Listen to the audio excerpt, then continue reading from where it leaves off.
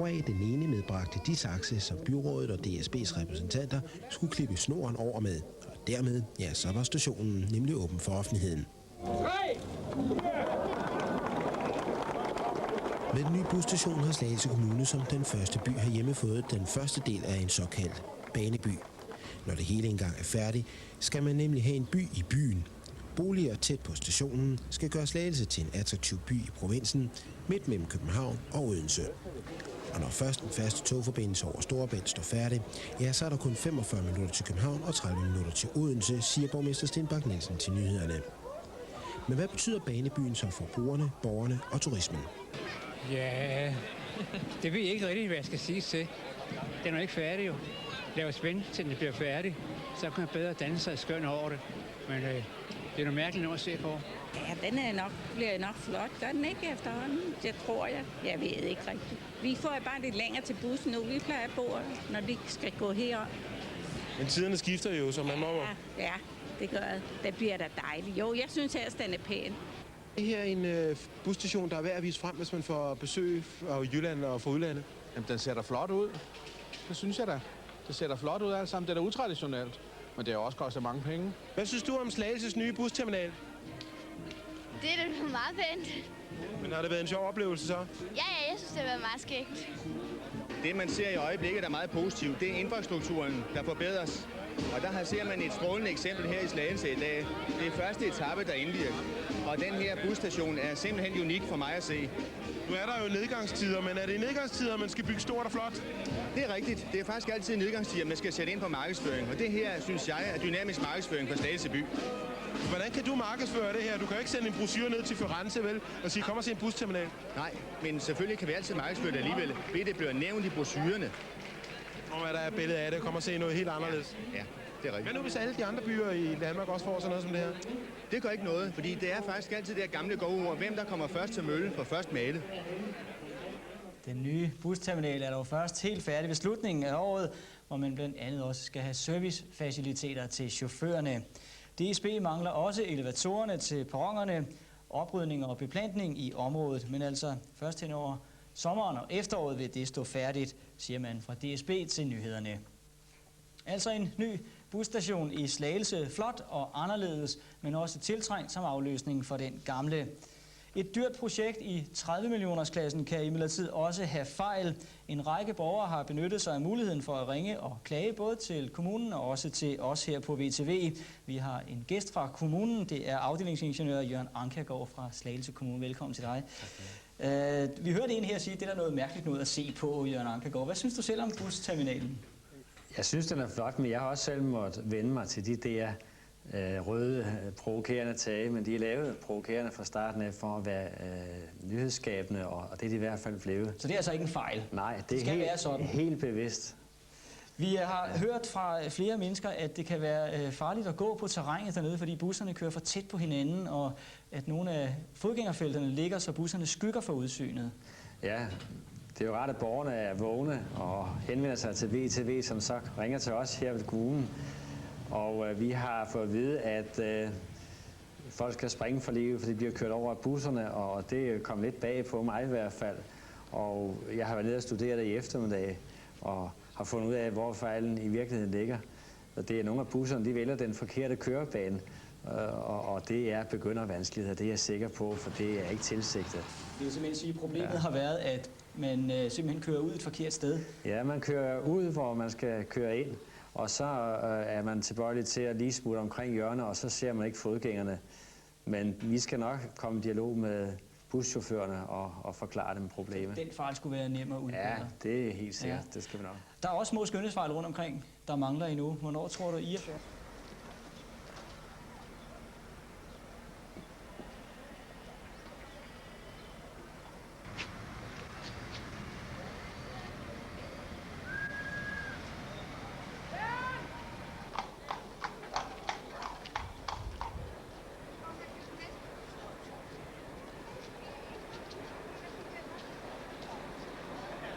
Her har vi gamle busser.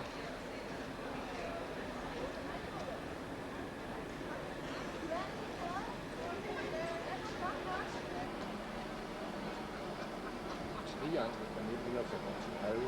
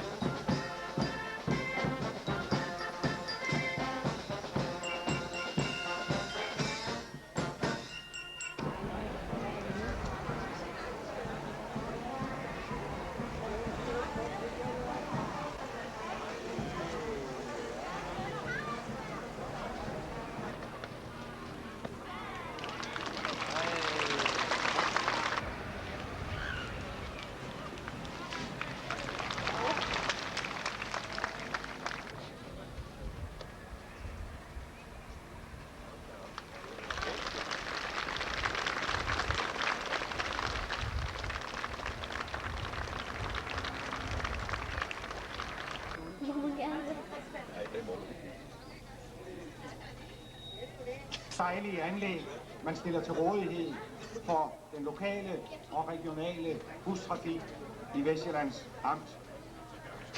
For vores kunder.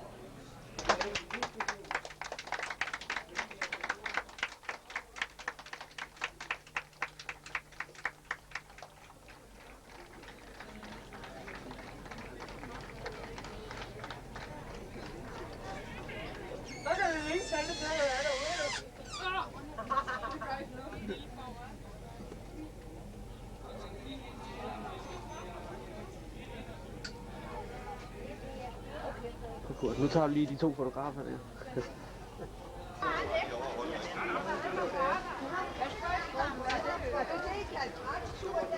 er det med alle de andre bybuder. Over på den gamle rundbygning. Vi skal bare over.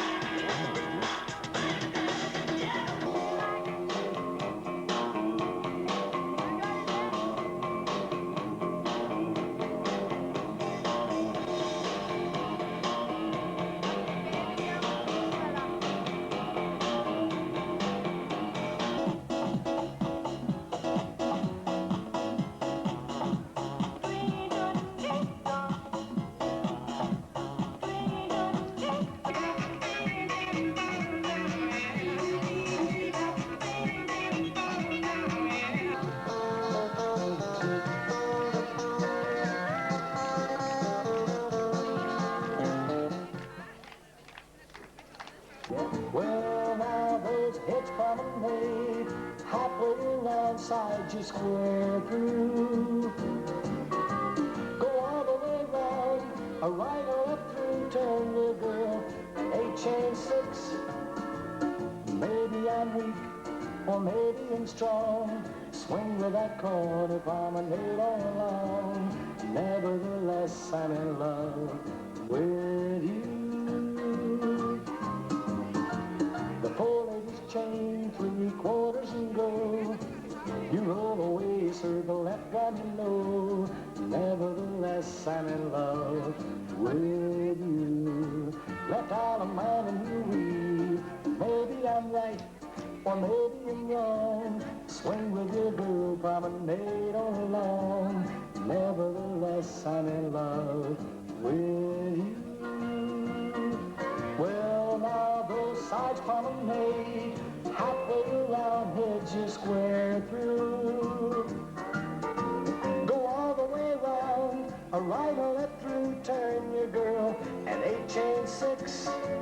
Oh, maybe I'm weak, or maybe I'm strong. Swing with that corner promenade all along. Nevertheless, I'm in love with you. Well, now the sides promenade, halfway around, hold you square through. Go all the way around, a right or left through, turn your girl, an 8 chain 6 and go. Well, maybe I'm weak, or maybe I'm strong. Swing with that corner promenade all along. Nevertheless, I'm in love.